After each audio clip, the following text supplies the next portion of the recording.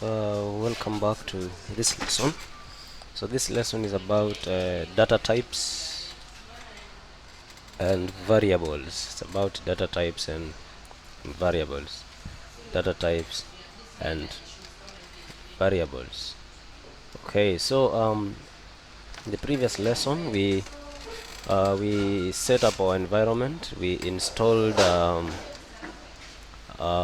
JDK, Java Development Kit, and after installing JDK we went ahead and installed Eclipse, which is the IDE, Integrated Development Environment, that we're going to use. So we need to talk about data types and variables. So first things first, we need to create our project. Now to do that, I showed you that in the testing folder here, okay, let's create a new project first. We have this src folder. So inside the src folder we have module.info.java, we have testing.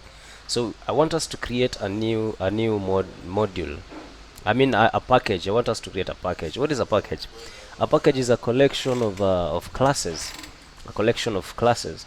So we're going to create a package, then inside the package we'll be creating our classes, our class files that we'll be using throughout this lesson. So to do that, we're going to inside the src, I'm going to right click on the src.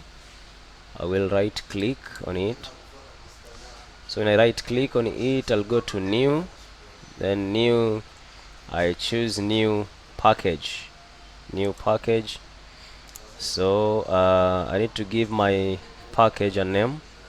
In the meantime, this testing that I want to call my package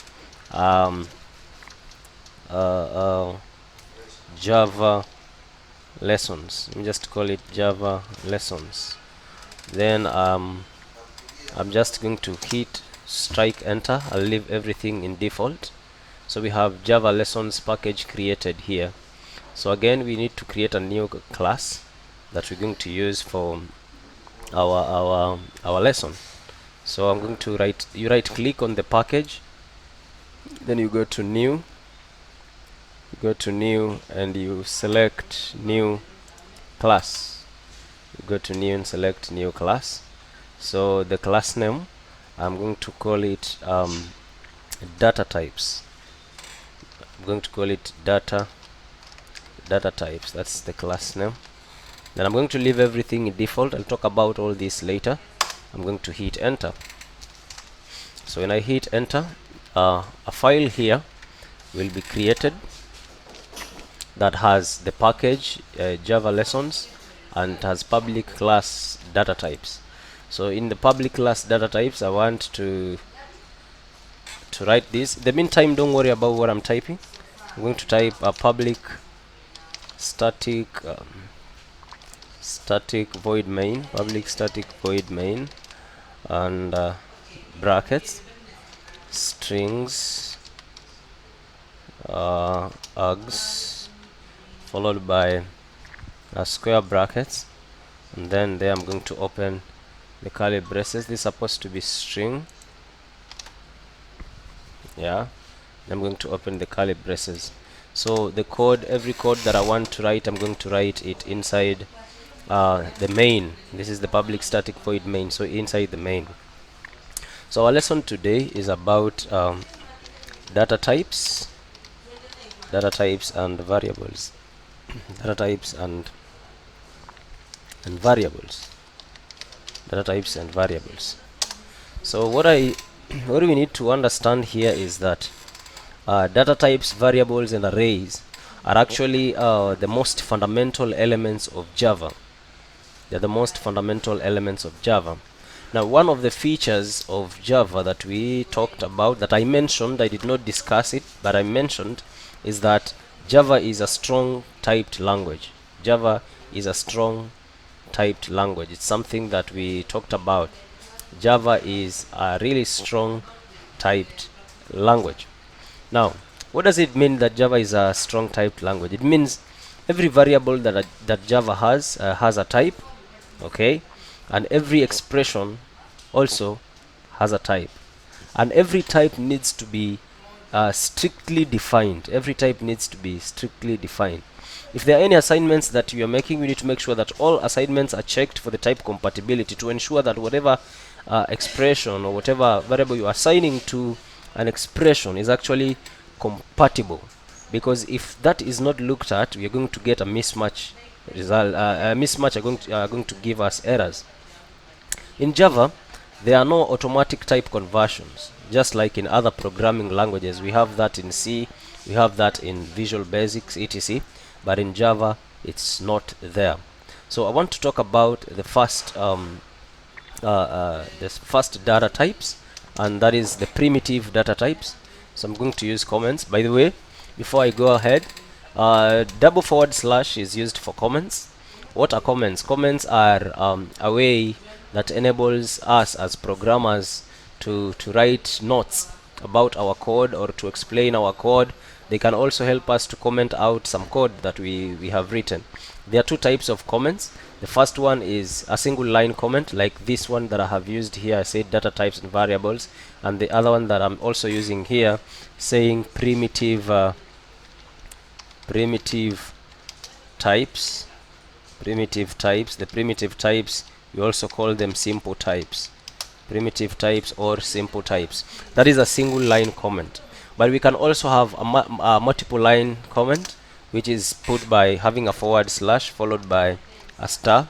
Then you can write whatever lines you want, and you end with a star, then a forward /.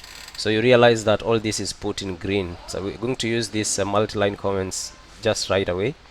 You realize that everything you put there is green. So comments are normally ignored by the compiler. Comments are ignored by the compiler. The work of the comments is to enable us to actually write some notes for our code, explain our code, and also if there's a piece of code that we don't want to run at that moment but we don't want to delete it, we still comment it out. So let's go on with the primitive types or simple types in Java. There are 8 primitive types that can be put into 4 groups. Java has 8 primitive types, but we can group these 8 primitive types in groups, okay, into 4 groups. We can group them, we can put them into 4 groups. And the first group is integers. And when we talk about integers, we are talking about types like the byte. I'm going to explain in details about all these types. We have the byte, we have a type like short, we have a type like long, we have a type like int itself. So integers has byte, short, long, and int. The second group of the primitive types is the floating point numbers. The floating point numbers has 2 types. The first one is the float, where the float is a number that has 1 decimal point precision, and we also have the double. The double is a number decimal place, a number that has more than 1 decimal point precision, so it can be 2 or more. Then we have the third group. And the third group in this case is characters. The third group is characters. I'm going to talk in details about all these types. I'm just grouping them in the meantime. So character basically represents symbols in a character set, for example letters or numbers. And character is normally what we have in characters is the type char. What we have in character is the type char. Now the fourth one is Boolean. The fourth group is Boolean. So when you talk about Boolean, what we have in Boolean is the type Boolean also. The type Boolean. And the type Boolean basically is a special type that represents true or false values. I'm going to explain about all these groups in detail. Now, these types that I have actually shown you in the various groups can be used as they are. You can use integers, byte, short, long, int, the way they are. You can use floating point numbers, that is the float or double, the way it is. You can use character the way it is, and boolean the way it is. But you can also, apart from using them the way they are, you can use them to form arrays. You can also use them to form some class types that are actually going to form the basis of other types of data. So the primitive types of data or simple types are actually forming the basis of other types of data that we have in Java programming or language. Now let's talk about the first group, which is actually integer. Let's talk about the first group, which is integer. Integer is our first group, the group that we're going to.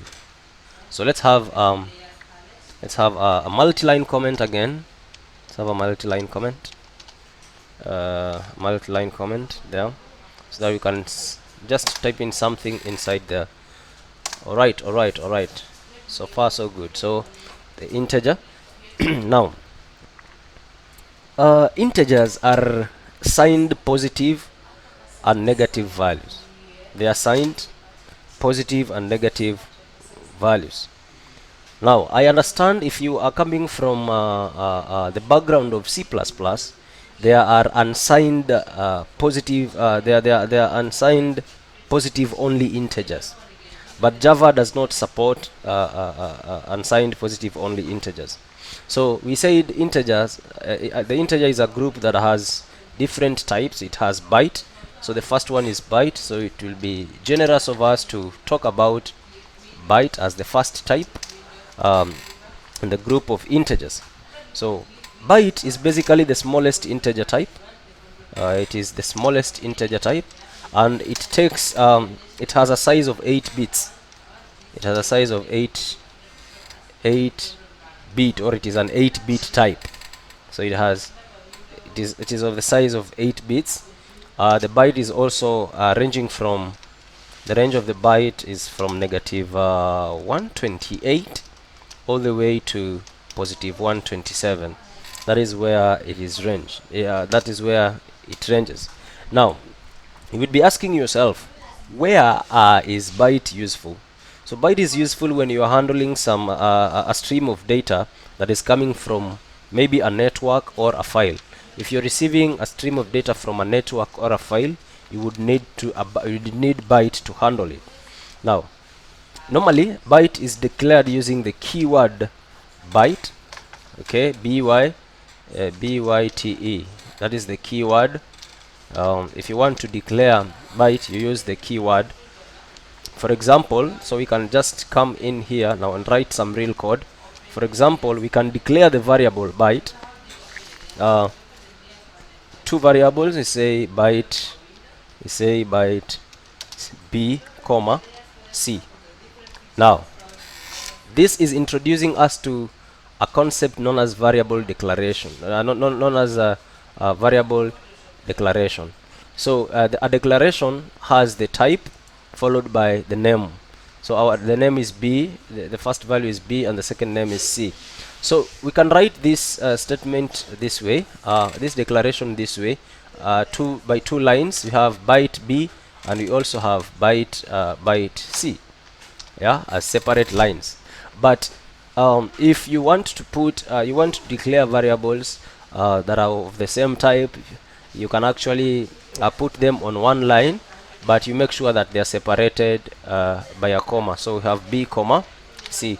It's still doing the same thing. So let me just show you.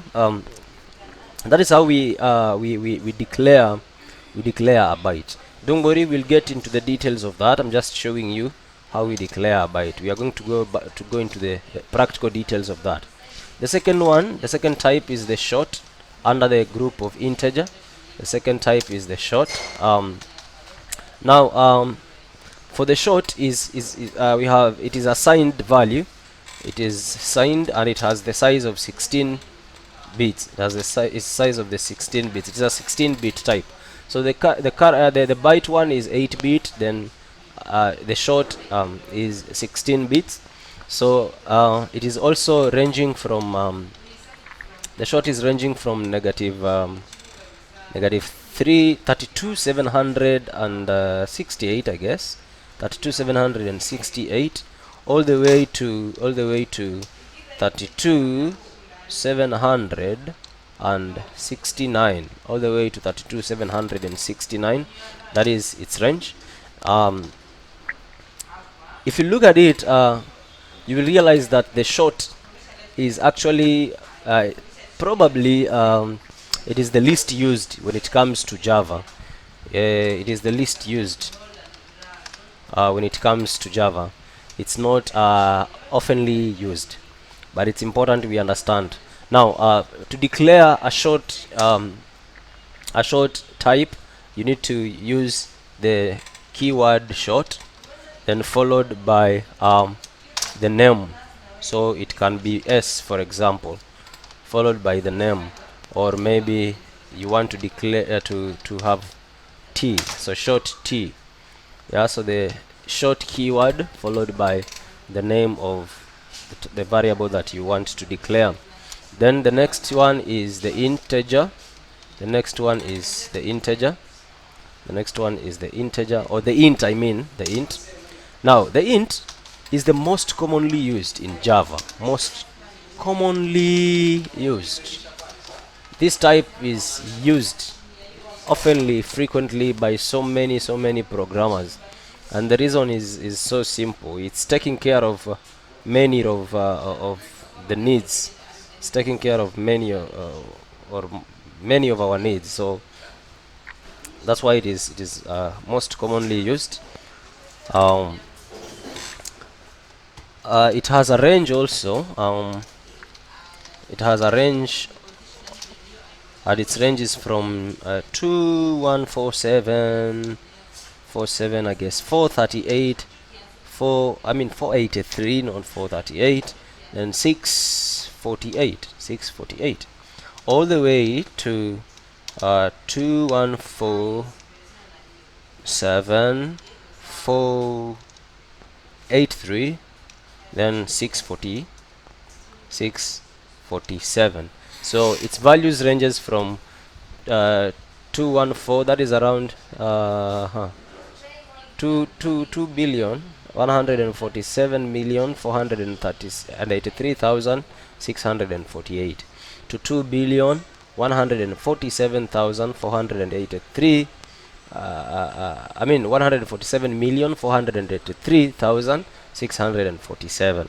So that's where it's ranged. That's the range of the int. Normally, or most commonly, the int type is commonly employed to loops and some indexing arrays.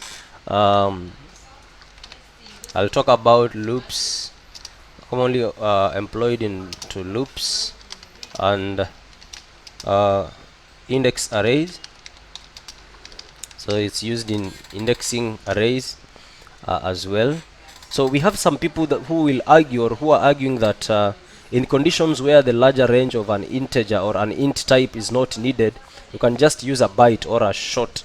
But this is not the truth. The truth, because if you look at byte and short, they are actually promoted to int during execution of expressions. When an expression is being executed in Java, if there is any byte and there is any short, these are all promoted to int. So if somebody argues that when we don't need the bigger range that int offers, we can settle for byte and short, then that is not true at all, because what we settle for will later be promoted to int. It will later be promoted to int, especially when they are used in expression. So it is always best option when an integer is needed. You just use int. When an integer is needed, just use int. Let's move to the next one. The next one is, before we move to the next one, we declare this using the keyword int. So int sum, for example. So the keyword int followed by the name. So the other group is long. I'm going to look at an example where we're going to implement all this. Do not worry, we are going to write a program in a short while. So the other one is long.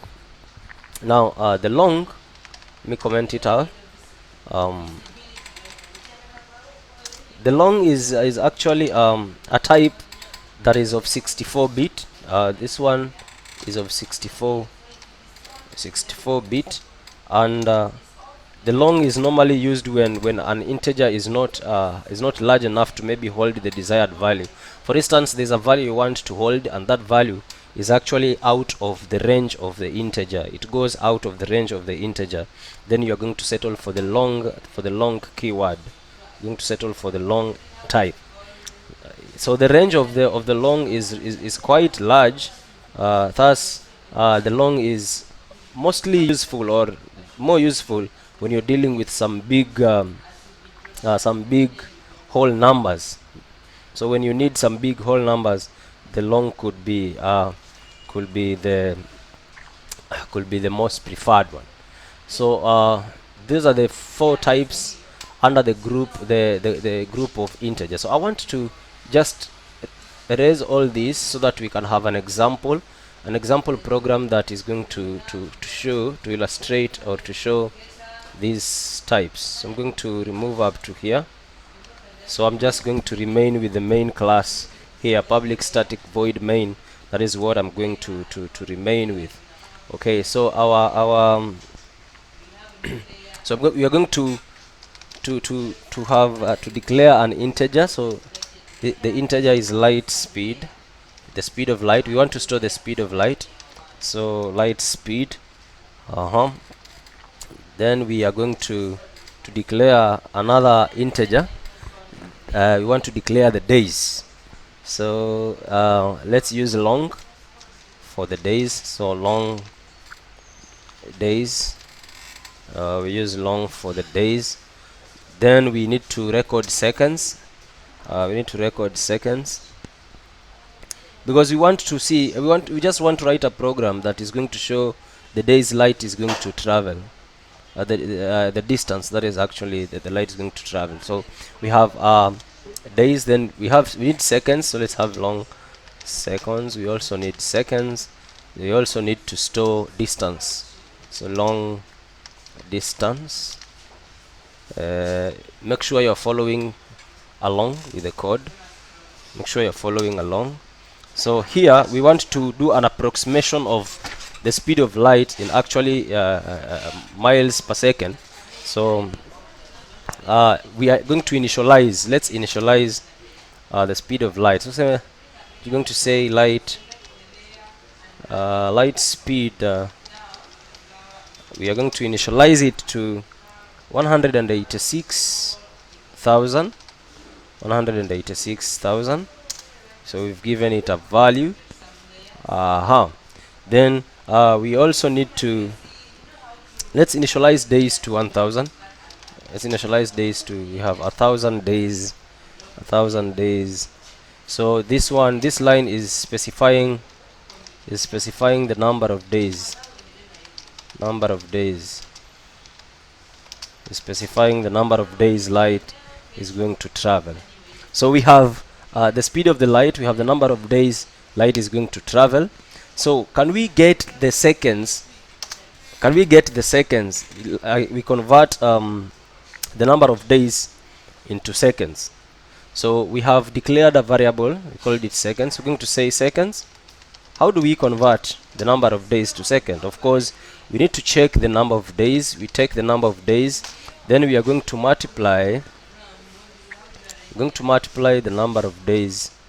We're going to multiply the number of days with 24 so that we convert it to hours. Then we multiply it with what again? With 60 to convert it to minutes. Then we multiply it with 60 to convert it to seconds.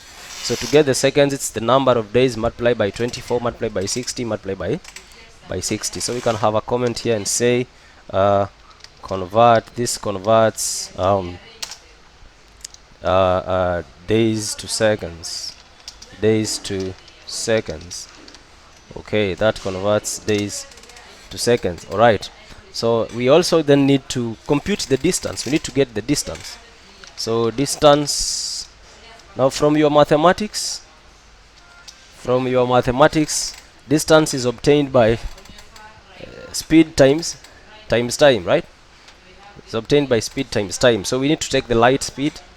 The light speed, we multiply it by the seconds. We multiply by seconds for us to get distance.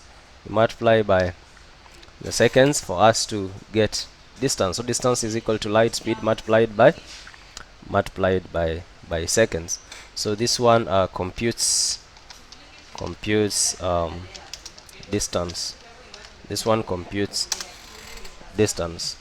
All right. So what we now want is I want us to print the number of days the days light will travel about, and then we get the distance. We get the distance in miles. So let's print. Now to print, we use this system dot out dot print ln. System dot out dot print ln. Oh, don't know why my machine is behaving. System is misbehaving. System dot out dot print ln. So I want us to say, I'm going to talk about system dot out dot print ln in a few. So we say something like in the given number of days.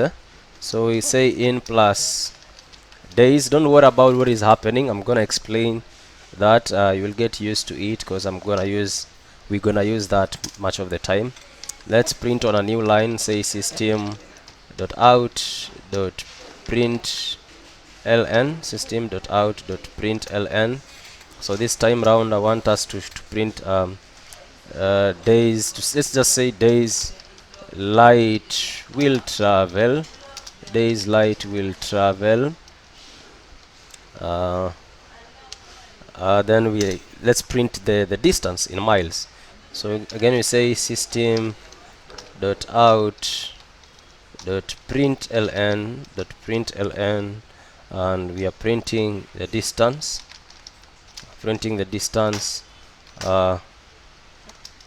You want to show miles, so just say miles, and then we put that. So that is our first program, and it's actually I'm trying to demonstrate the types. So we have used the int types, we've used the long types. This program computes the distance light travels in a given number of days, distance in miles. So once you have your program there, to run your program, you remember yesterday we went to a point of creating the project, and I showed you the SRC. So now I'm continuing from there. You are inside the SRC. You right click on the SRC, you create a package, then you right click on the package, you create a class. Inside the class, now you have this code. So to run this code, you simply right click. You can right click on that code, and then you come to just downwards here. You look at a point where you will see run as. So you want to run it as Java application, so you click run as Java application.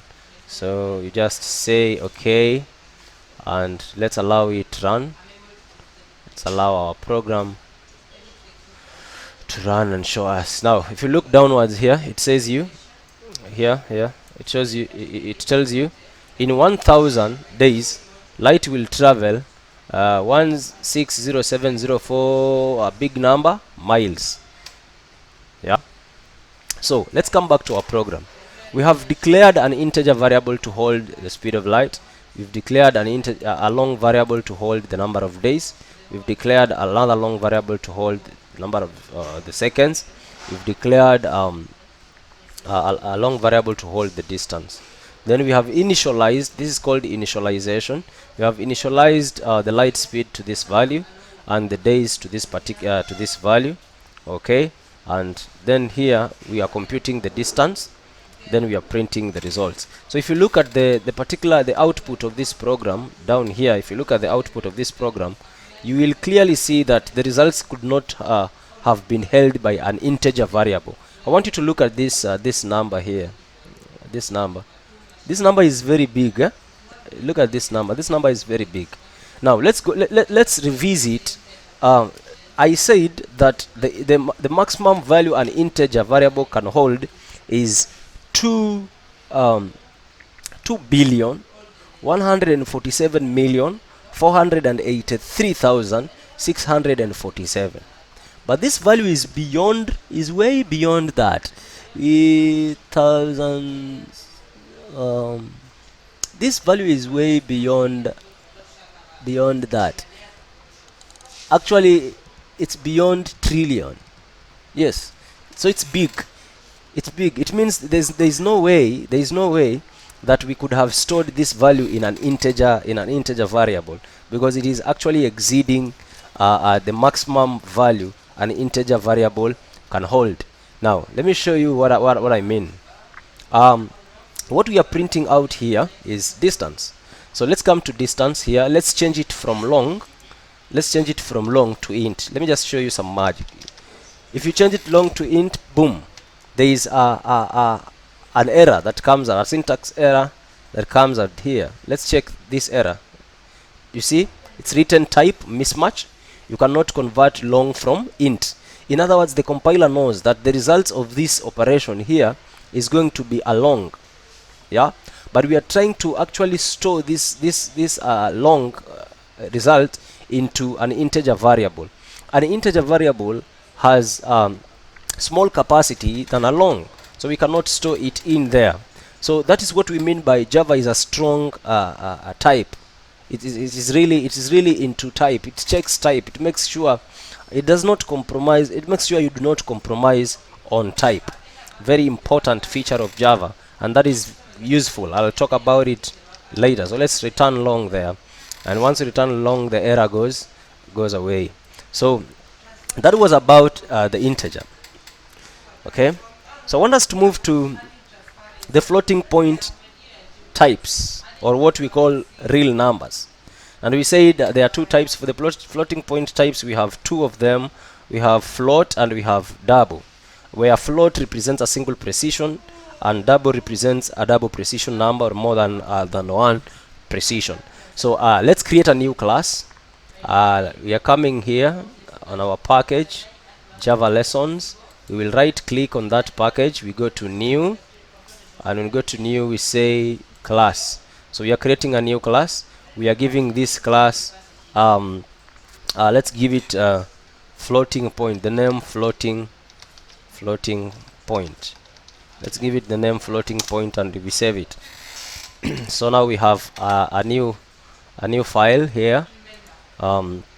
Let's put our we say public static void main, and we have this, and we say string args. We have square brackets, and we have the curly braces. So we are talking about the second group, which is floating point. We also call floating point real numbers. We also call them real numbers.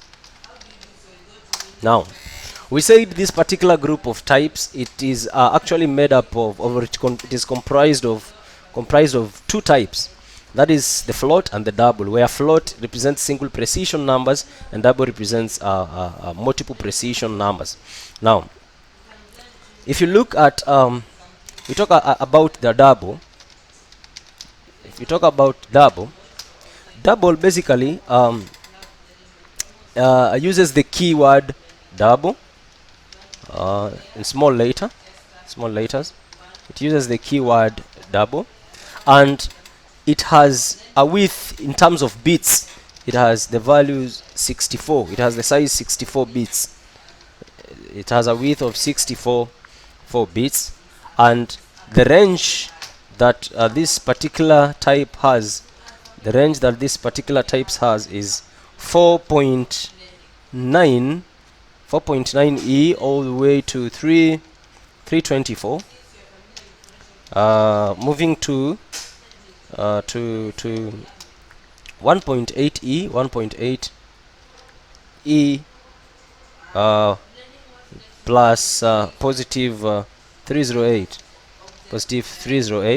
That is its range. Then we have the float. we have the float. Now the float uses the keyword float, and it has a width of 62 bits. It is actually half of the other one, a width of 62 bits, and it ranges from 1.4 e -05 or -045 to 3.4 e or positive 0.38. So now, what does the float do? Let's continue talking about the float. So I said, and I'm repeating, this is I think the third time, that float specifies single precision, and that single precision uses 32 bits of memory or of storage. Now, it is important for us to understand that single precision is faster and on some processors, and it is actually taking it actually takes half as much space as the double precision. Okay, but if you're using single precision, it will become imprecise when the values are very large or very small. So as much as the processing of single precision values or single precision types is faster, okay, and it takes less space, when you're dealing with very large or very small values, now those values become imprecise. Now they are used when you are actually presenting money. For example, when you're presenting dollars and cents, you would use floating point numbers. Now we declare it. To declare it, you just have the float keyword followed by the name. So it can be something like float, let's say just high temperature, float high temp, to hold the value for high temperatures, float low temp. That is for the float. Now for the double has actually double precision. It has double it has double precision, and it is actually denoted by the keyword double in small letters. It has 64 bits of memory that stores a value. Now double precision is actually faster, okay, on some modern processors. Okay, so when you need to maintain some accuracy, you need to maintain high accuracy over many iterative calculations or manipulating some large valued numbers, then you would go to double, because we said the single does not have good precision when you're handling very large or very small numbers. So we can just look at an example program. Let me remove this. So let's write a program that is going to calculate the area of a circle. So to calculate the area of a circle, we need three variables. We need the radius, we need the pi, and we also need the area. So the radius will store the radius of that of the circle.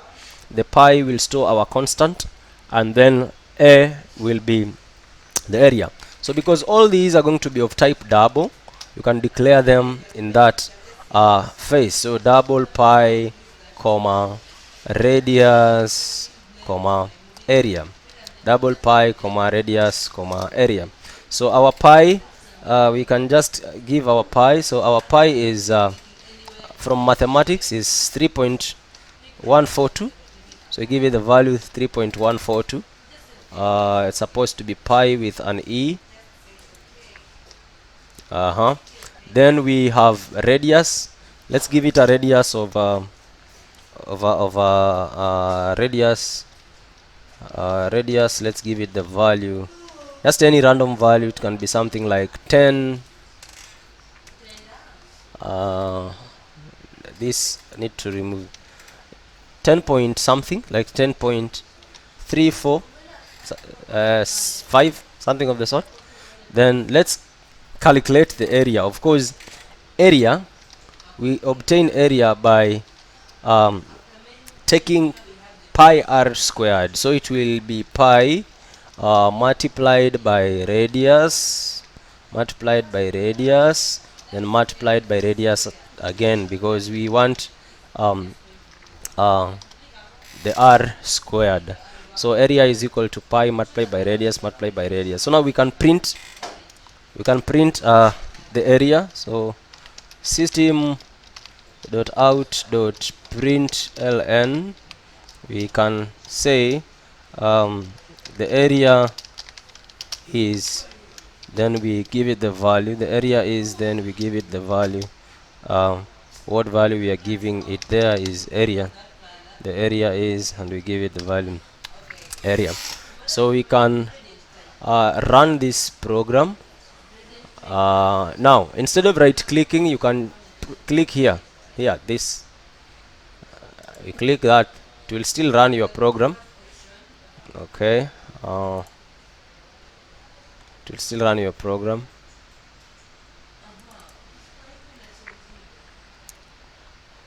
Now this is taking some time. Let me just use the other way. Just right click and we go to run as. Down here, run as. So it's run as Java application. We are running it as Java application. So let's say okay, and let's see the results. Now you can see here the area is 336.2537776. So it is giving you a value with high precision. You can look at all these precision values, a value with high precision. So that is for that is for floating point. So we can create another class, guys, so that we talk about characters. We can create another class. So we need to come to our package, right click, we go to new and new class, and I'm going to call this class characters. I'm going to call it characters. Yeah, so we again going to have our public static void main. We have our string args followed by the square brackets, and all the way we have open curly braces in there. So now inside here, let's talk about characters. So in Java, the data type character is represented by the keyword char, char. So we use char to actually define the data type character. Now it is not the same as that in C and even C++, because in C and C++ the type char has 8 bits, but when it comes to Java, literally this particular data type does not have 8 bits. Okay, does not have 8 bits. So it is somehow different. It is somehow different from when we're talking about C and C++. It's somehow different in that area. Now Java normally uses the Unicode. It uses Unicode to actually represent characters.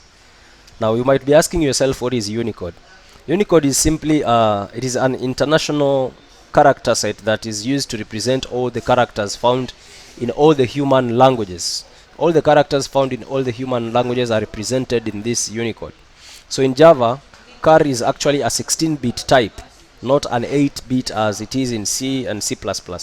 So it is a 16-bit type that is actually ranging from it is 16-bit type, and it ranges from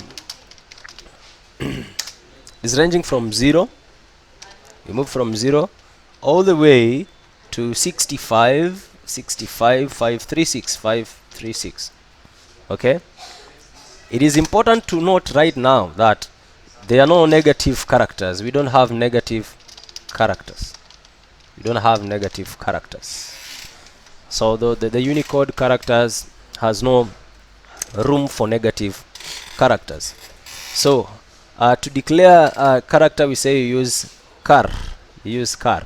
Now you can just have a simple example. Let's just have it down here. So we say char, and we store in character 1, comma character 2. We declare character 1 and character 2. Then we assign character 1 to 88. ch1 is equal to 88. Now notice that 88 is actually the Unicode character value for x. Okay, it is the Unicode character value for x. Now let me assign character 2 to y. Let me assign it to y. I just want you to see what is happening. I will assign that to y. Yes, I will assign that to y. I just want to show you something. So if we print character 1 and character 2, let's print system.out.println. We want to print character 1 and character 2. So let's just say ch1 and ch2, and we give them that. So let's print a new line. Let's print a new line again. Say system.out.println, system.out.println. So what are we going to print in there is character 1. Then we need to print some space, so we need to leave a blank space. Then have plus, then we have ch2. Just want you to see something. Then we do that. Okay, sorry, we have sorry, we have that. Now let's run this.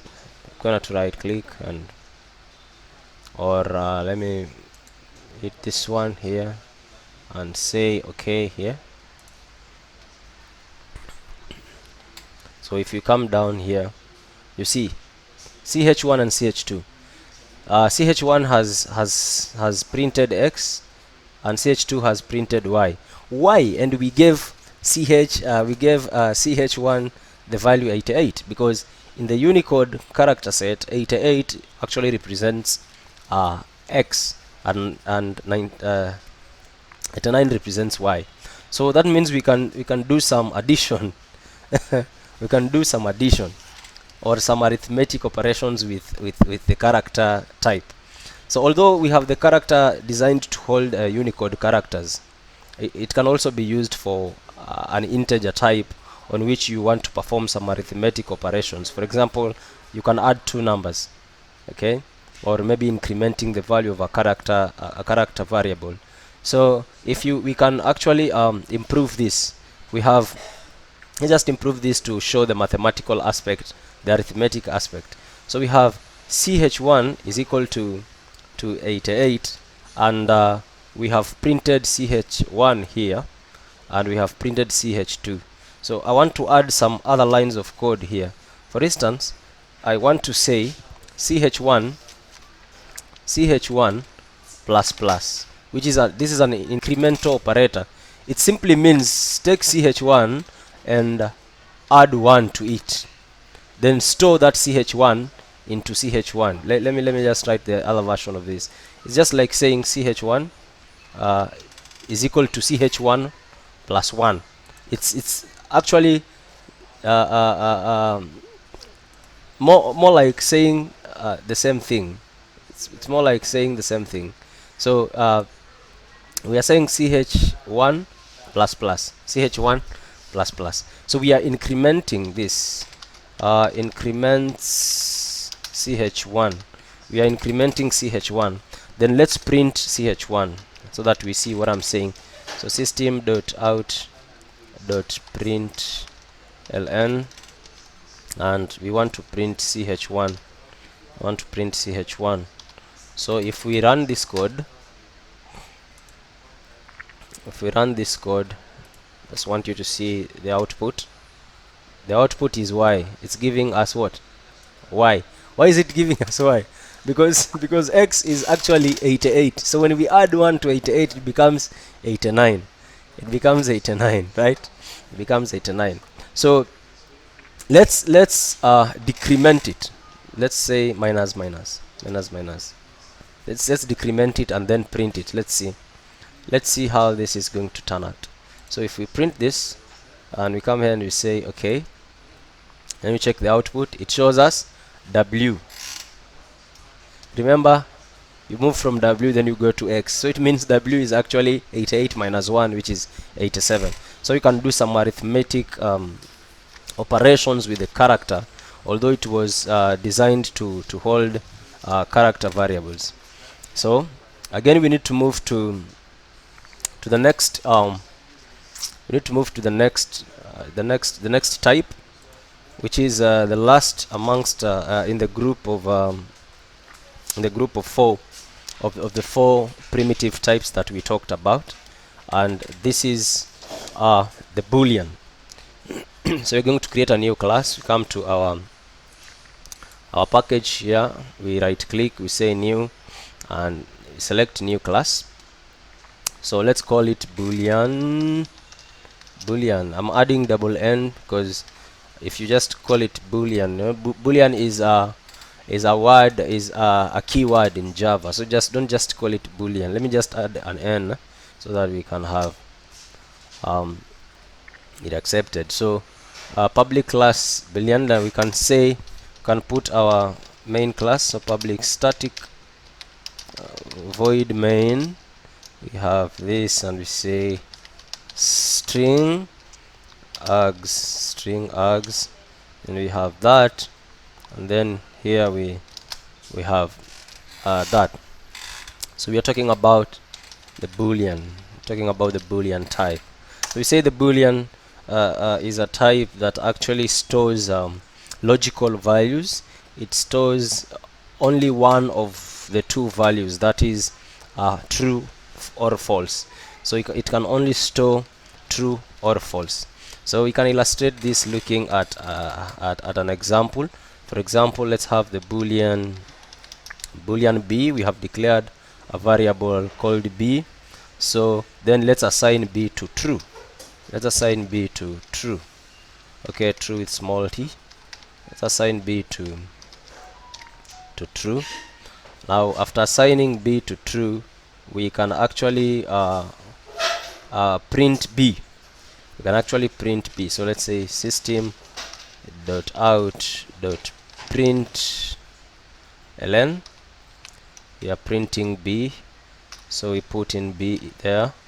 Then after printing b, I want us to assign false to b. Now we say b is equal to false. And then we print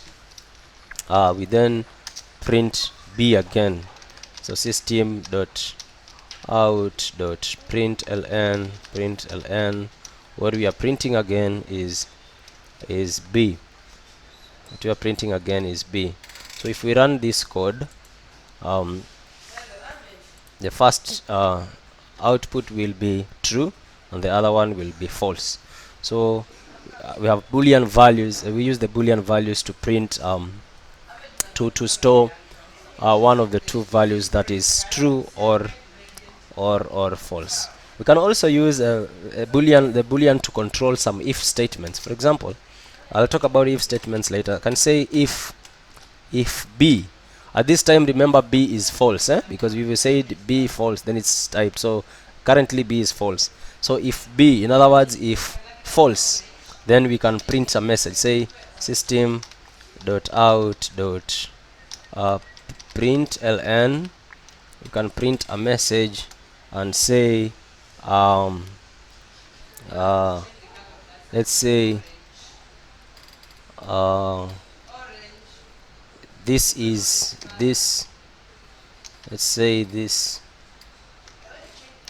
this is executed.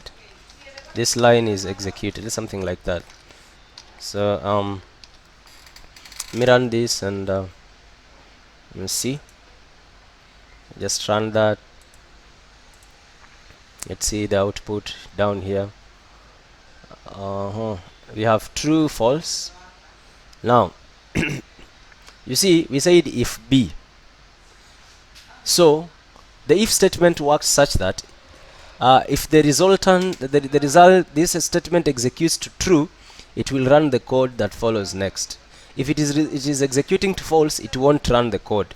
Remember, here we said b is equal to false. So that means this is not executed. This line won't run. But if we change this one to true, let me just change this one to true. If we change it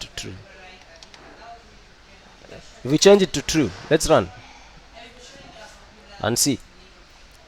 You see the output. Because the code that follows the if statement will run only if the condition executes to true. So when you come down here, you see this is executed. This is executed. Why? Because this condition here executes to true. Yeah, so you can also use the Boolean to control the if statements. You can use it to control the if statements. So for today's for this lesson, I'll stop there. Let's meet in the other lesson where we'll talk about variables. Let's meet in the other lesson where we'll talk about variables.